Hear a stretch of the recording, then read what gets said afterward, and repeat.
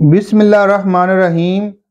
बरकतों और रहमतों के इस महीने में हम एक इंसानी ज़िंदगी के बहुत अहम पहलू पर बात करने जा रहे हैं।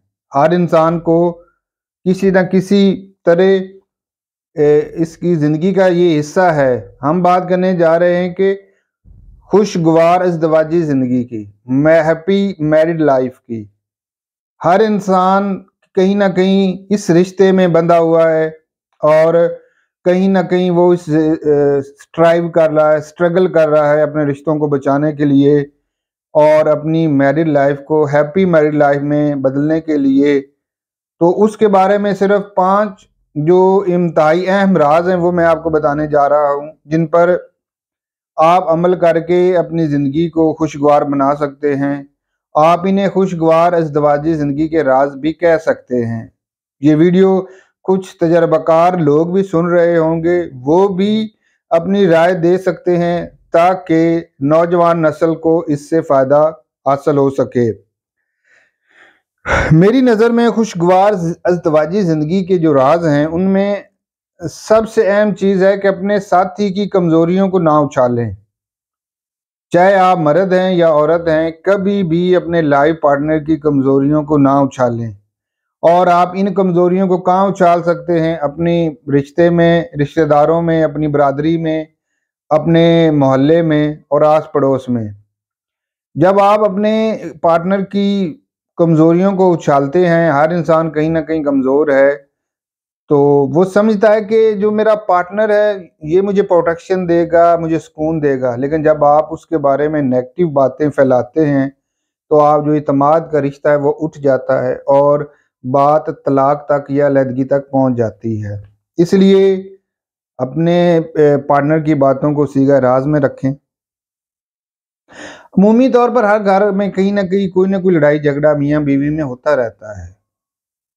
उन लड़ाई झगड़ों को भी ना उछालें, उन लड़ाई झगड़ों को भी खुद हल करने की कोशिश करें, ना कि कोई तीसरा बंदा आकर आपकी लड़ाई झगड़े को आपकी सुलह करवाए और अपने नंबर बनाए। कल को वो कहेगा कि हमने आपके इस मोड़ पे आपकी मदद की, हमने आपको लड़ाई से बचाया। तो कल उनकी बातें सुनने की बजाय खुद ही अपने जो मिसअंडरस्टैंडिंग्स हैं उनको क्लियर करने की कोशिश करें और जो आपके आपसी मामलात हैं, लड़ाई झगड़े हैं, उनको अपने तक महदूद रखें और उन्हें अपने तक हल करने की कोशिश करेंगे। और आप देखेंगे कि इससे दोनों साथियों के दरमियान इत्मीनान बहाल होगा और आस्ता आस्ता लड़ाई दोबारा जन्म ही नहीं लेगी।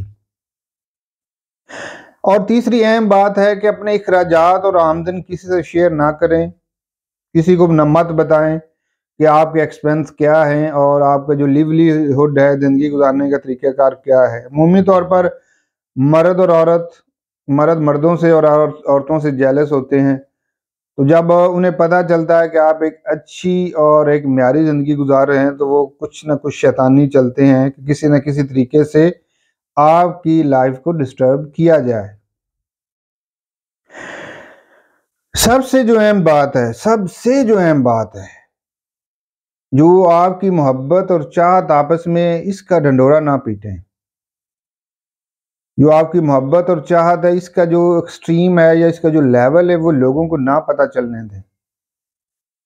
जब लोगों को अच्छी चीज़ों का पता चलता है तो वो उन्हें जब तक बिगाड़ ना दें तब तक वो दम नहीं लेते। हर अच्छी चीज़ को बिगाड़ने की कोशिश करते हैं।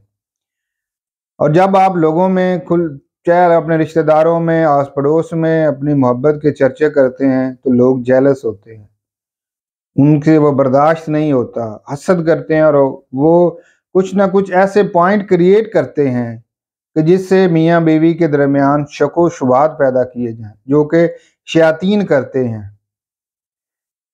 मियाँ बीवी इंसानी ज़िंदगी का एक अहम जुज़्व है जिस पे पूरे माशरे की बुनियाद बनती है। और सबसे जो आखिरी बात है, अमूमी तौर पर मियाँ बीवी अपने लड़ाई झगड़ों में बच्चों को इन्वॉल्व कर लेते हैं, अपने बच्चों को बताते हैं कि ये झगड़ा इस तरह है।